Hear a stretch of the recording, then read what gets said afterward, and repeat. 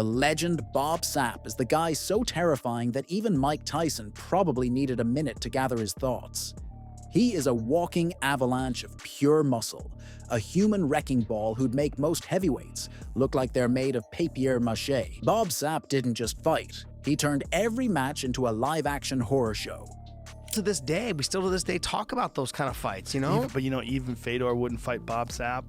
Yeah. In his prime, he's like, Smart. get the fuck out of here. Because when Minotauro got fucking pile-drived, he was like, no, that's an injury you keep for the rest of your life.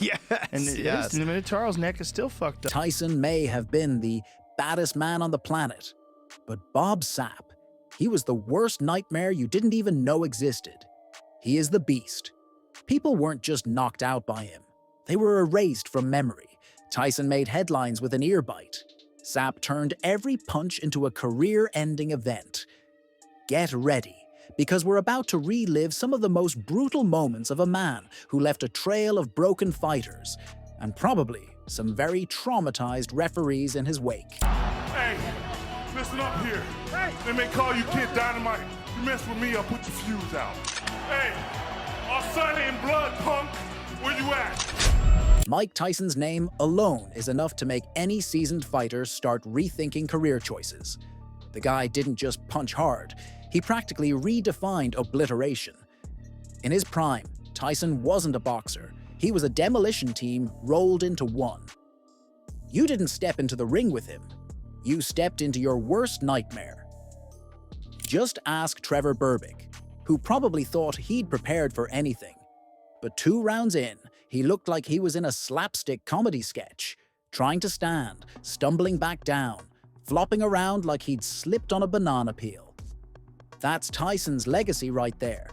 He didn't just win, he made careers and egos crumble on impact. From Catskill, New York, weighing 221 1/4 pounds, he is undefeated with 26 wins, 24 of those wins by the KO route. He is rated #1 by the WBA. Here is the dynamic Mike Tyson. But just when we all thought Tyson was the ultimate predator, along comes Bob Sapp, a guy who makes intimidating look like a part-time gig. Sapp, standing at 350 pounds of pure muscle, was like Tyson's nightmare reanimated. And Sapp wasn't there to box, he was there to dismantle. When Sapp called out Tyson, he didn't just toss around standard trash talk. He went all in with, "I'll rip Tyson's heart out." Mike, if you fight me, I will rip your heart out and tear it to shreds. And it still applies. Now, for Sapp, winning was cute, but let's be real, he was there to obliterate. The guy didn't just want you to lose. He wanted to leave you wishing you'd never seen a pair of boxing gloves, so when he called out Mike Tyson, he didn't exactly hold back. This wasn't some friendly challenge. Sapp went all in. He didn't just say he'd knock Tyson out. No, he was talking about ripping out hearts. It was less about boxing and more like a horror flick. Sapp didn't just want to see his opponents on the floor. He wanted them completely shattered.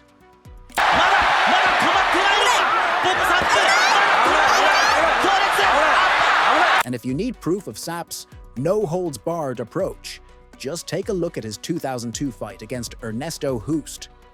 Hoost was a legend in his own right, known as Mr. Perfect, because of his precision and skill, a 4-time K1 World Grand Prix champion. But against Sapp, Hoost's precision was as useful as a map to nowhere. Sapp just bulldozed through him like a runaway train. Every punch landed with a ferocity that didn't seem human. And when they faced off again, guess what? Hoost got flattened again. Sapp didn't care if Hoost had a legend tag. He came to crush it into the ground, and that's exactly what he did. The man was a 4-time K1 World Grand Prix champion, a guy who could probably teach classes on perfect technique. But against Sapp, all that surgical precision crumbled faster than a cheap cookie.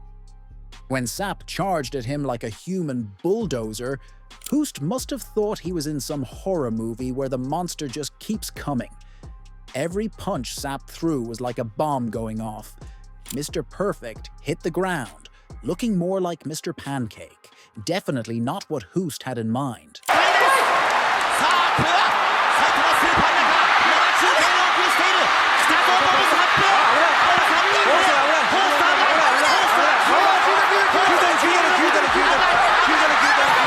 And just when Hoost thought he could redeem himself, round 2 came. Sapp went right back to work, swinging with all the finesse of a steamroller. Hoost might as well have been holding up a cardboard shield for all the good it did him.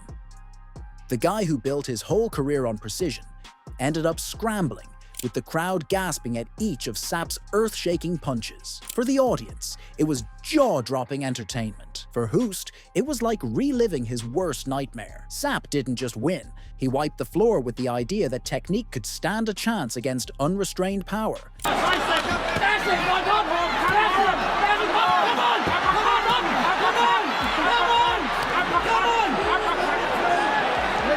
Hoost wasn't the only one left picking up the pieces after facing the beast.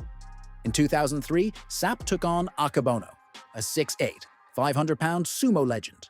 And what did Sapp do? He bulldozed him too, like he hadn't even noticed the guy's size. Akebono, who spent years wrestling mountains of muscle in sumo, suddenly looked like a deer in headlights. Each of Sapp's punches sent shockwaves through the arena. The sight of this 500-pound titan staggering under Sapp's blows was something you just don't see every day. Akebono looked like he'd been hit by a wrecking ball. Sapp's punches weren't just effective, they were a spectacle of brute, in-your-face power that left even this sumo legend wondering what in the world he'd signed up for.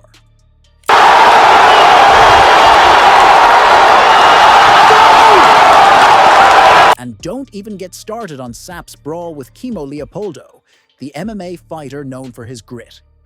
Leopoldo was a guy who thrived on endurance, but Sapp's assault didn't let him get an ounce of breathing room. There was no room for finesse. Sapp was a one-man wrecking crew who came to destroy, not just defeat. Leopoldo, who could usually take a beating and come back for more, looked like he'd been tossed into a meat grinder. Sapp didn't worry about rules or strategy. He bulldozed forward with an approach that practically screamed, "Forget winning. I'm here to flatten you." After that fight, Sapp was less a fighter and more an outright legend in the realm of combat chaos. Nevertheless, an overwhelming underdog in the fight. Any realistic chance against Mike Tyson?